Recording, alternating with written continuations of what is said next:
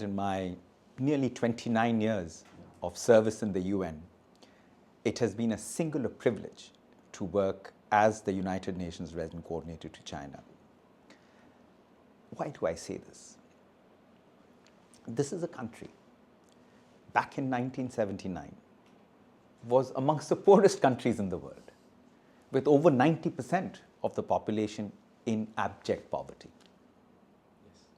The per capita GDP was $180. So in the last 4 years, I've been trying to understand what is it that China did that made its economy progress. There was an investment in human capital, enormous investment in human capital, which basically is today's generation. Within that human capital, women went into the labor force. As Chairman Mao said, that, women hold up half the sky. That was perhaps a singular moment where China's women were emancipated. They were able to get out and work. And therefore, at the household level, you have a man and a woman who's working. They have one child. What has happened is there is more disposable income, there is more investment in the child, better health, better education, better nutrition, better educational opportunities. As a result, that child starts to grow and thrive.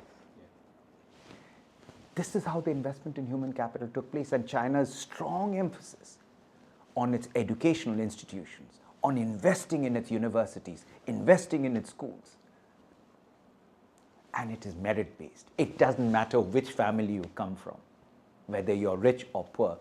You pass your exams, you pass the Gaokao, you have opportunities opened up. Let me give you an interesting statistic.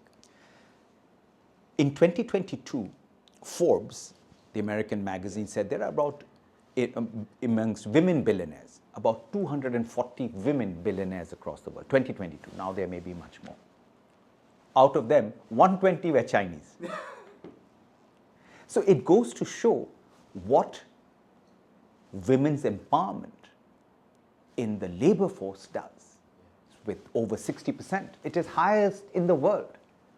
And that is what gave China's economy the velocity that it needed at the microeconomic level, and therefore this macroeconomic growth. Today, the economy is an $18 trillion economy. The per capita GDP has risen to over $12,500, and yet those many countries that had higher per capita GDPs than China in 1979 are lagging behind. So therefore, this intersection of human capital, of business, of infrastructure was key for this progress. So in my 4 years, I have been trying to carefully analyze this.